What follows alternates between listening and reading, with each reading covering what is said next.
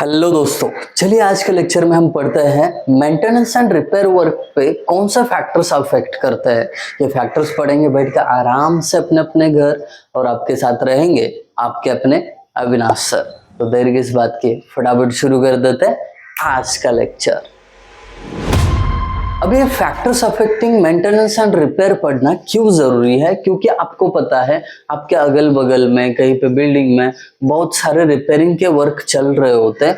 तो उस टाइम पे कौन से फैक्टर को आपको कंसिडर करना चाहिए, कौन से चीजों का ध्यान रखना चाहिए, ये अगर समझना है तो ये फैक्टर्स आपको समझना बहुत जरूरी है। तो चलिए ये शुरू कर लेते हैं। बट इससे पहले अगर अभी तक आपने चैनल को सब्सक्राइब नहीं किया है तो अभी के अभी सब्सक्राइब कर लीजिए और अपने दोस्तों के साथ भी शेयर करिए। ठीक है, कर लोगे, पूरा भरोसा है। चलिए, पहला फैक्टर आता है कॉस्ट। मेंटेनेंस रिपेयर किससे अफेक्ट होता है? तो कॉस्ट से। कैसे पता करते हैं? देखिए, the cost of maintenance comprised direct and indirect cost. तो जब भी आप मेंटेनेंस एंड रिपेयर कर रहे होते हैं तो उसमें एक डायरेक्ट कॉस्ट आता है और दूसरा इनडायरेक्ट कॉस्ट आता है। तो सबसे पहले हम डायरेक्ट कॉस्ट क्या होता है और इनडायरेक्ट कॉस्ट क्या होता है ये समझते हैं। Direct cost includes material operational cost which is about 70 to 80% of total cost.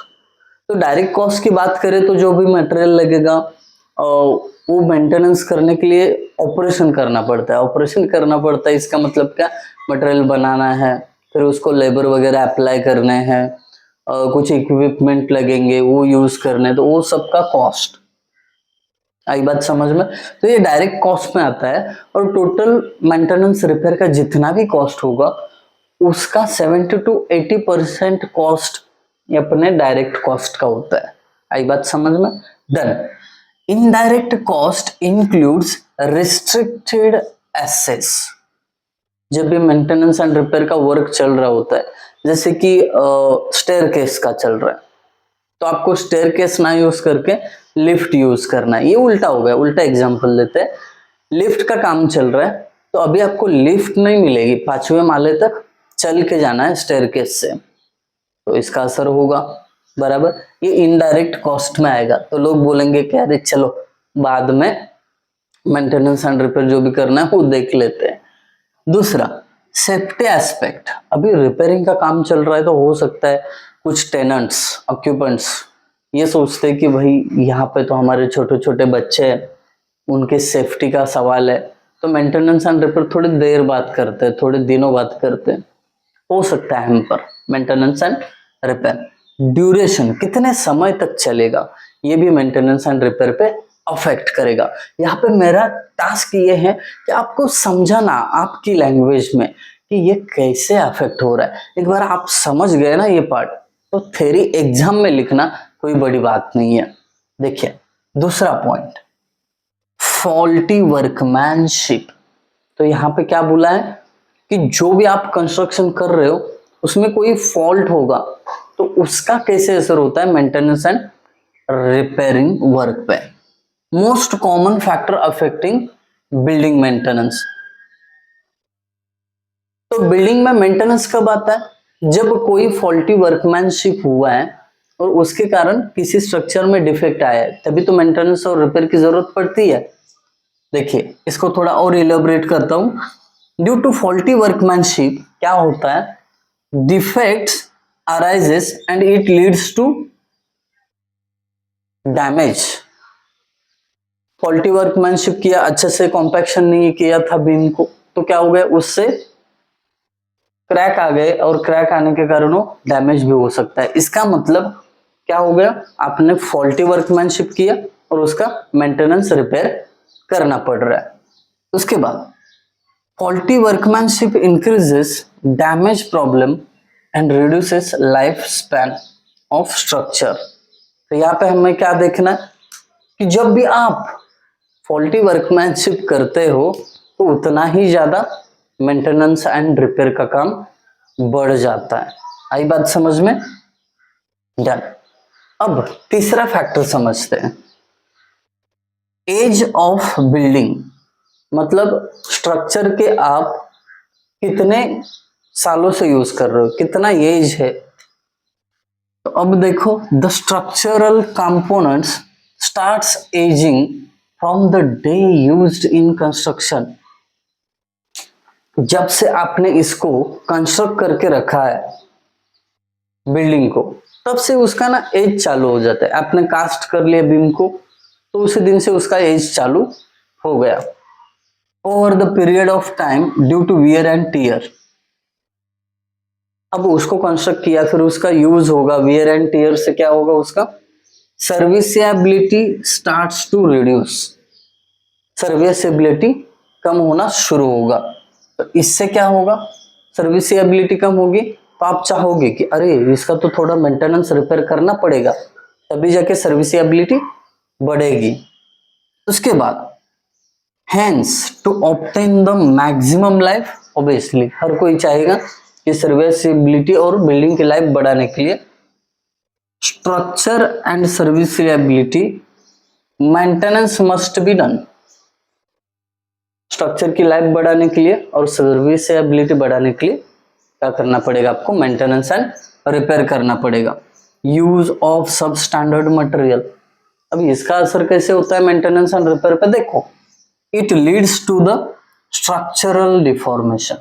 अगर किसी स्ट्रक्चरल एलिमेंट में आपने लो क्वालिटी का मटेरियल यूज किया, जैसे कि आपको कॉलम कंस्ट्रक्ट करना था, डिसाइड हुआ था M30 ग्रेड का कंक्रीट बनाएंगे, बट उसका प्रोपोर्शन पूरा का पूरा गड़बड़ कर दिया, M25 का ही बना और उसकी क्वालिटी क्या हो गई, कम हो गई, जिसके कारण स्ट्रक्चरल डिफॉर्मेशन मतलब फेल्यूर हो सकता है with in short period of time. मतलब जितना चलना चाहिए उतना नहीं चलेगा। तो फिर आप क्या करोगे, सोचोगे कि अरे सब स्टैंडर्ड मटेरियल यूज हुआ है, अब इसका लाइफ स्पैन तो कम हो रहा है, क्रैक्स दिख रहे हैं, स्पॉलिंग हो रहा है, तब जाके आपको जरूरत महसूस होगी इसकी मेंटेनेंस एंड रिपेयर की। तो ऐसे ही क्या करेगा, यूज ऑफ सब स्टैंडर्ड मटेरियल अफेक्ट करेगा। आई बात समझ में? डन। अब इनसफिशिएंट फंड, अनसफिशिएंट फंड की बात करें तो maintenance and repair of structure requires money and time. तो अनसफिशिएंट फंड अगर आपके पास है तो आपको मेंटेनेंस एंड रिपेयर का वर्क कैरी आउट नहीं करना होगा, क्योंकि पैसे ही नहीं है तो कौन काम करेगा। यही बात समझ में? Lack of fund is most common factor affecting maintenance and repair of structure. ये तो सीधी बात है। Insufficient funds for routine maintenance leads to more serious condition in future. अब रूटीन मेंटेनेंस करना जरूरी है, मतलब साल 2 साल के बाद पेंटिंग का एक कोड देना है, वो जरूरी है, बट पैसे ही नहीं है इसके लिए साल 2 साल में आपने पेंटिंग किया ही नहीं, तो उससे क्या होगा, एनवायरमेंटल जो इफेक्ट है वो क्या करेगा, आपके स्ट्रक्चर पे असर करेगा, क्रैक्स आने लगेंगे, ह्यूमिडिटी जमा होने के कारण फंगस वगैरह एक्सटर्नल वॉल पे जमा होना शुरू हो जाएगा, और उससे क्या होगा, it leads to serious condition in future.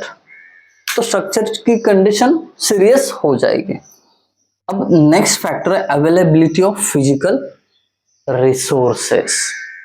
Availability of physical resources में क्या क्या आता है, देखो, द रिक्वायर्ड मटेरियल्स, क्या क्या लगेगा, required material, component, services, equipments, जो भी सामान है वो सब जरूरी होता है to undertake the maintenance and repair activities.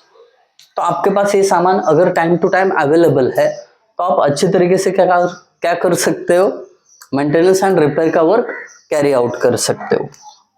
अगर नहीं है तो उसके विपरीत मेंटेनेंस एंड रिपेयर का वर्क हैम्पर होने ही वाला है। सोशल कंसिडरेशंस, अब ये बहुत ही इंपॉर्टेंट है कि जिस बिल्डिंग में आप मेंटेनेंस एंड रिपेयर कर रहे हो वहां के लोगों का माइंड सेट आपको सोचना चाहिए। जैसे कि इधर देखो, मेंटेनेंस एंड रिपेयर एक्टिविटीज में प्रोड्यूस डिस्टर्बेंसेस। आप मेंटेनेंस एंड रिपेयर एक्टिविटी अगर कर रहे हो वहां पे हो सकता है वहां पे डिस्टर्बेंसेस हो, जैसे कि नॉइज हो, सेफ्टी का इशू हो, स्मेल आ रहा हो, डस्ट है, अगर ये सब चीजें है तो क्या हो सकता है, there may be chance of oppose from tenants, वहां के लोगों से आपको अपोज हो सकता है कि भाई ये थोड़ा हेल्दी एनवायरनमेंट में करो, इससे बहुत आवाज आ रहा है, स्मेल आ रहा है, नॉइज हो रहा है, समझ में आ रहा है। तो आपको क्या करना है, hence agencies must maintain pleasant and comfort environment during the repair activities. तो आपको मेंटेनेंस एंड रिपेयर का काम ऐसे प्लान करना है जिससे नॉइस ना हो, डस्ट ना हो, स्मेल ना हो। ठीक है, होता है बट कंट्रोल मैनर में होना चाहिए। So that's it about today's lecture. पूरे के पूरे फैक्टर्स हमने अपने हिसाब से डे टू डे लाइफ में कैसे हैम्पर करते हैं वो चीजें हमने समझी है। आई होप आप लोगों की वीडियो समझ में आ गया होगा। तो अगर आपको समझ में आया तो अपने दोस्तों के साथ भी शेयर करिए। Thank you guys for watching video. Thank you so much.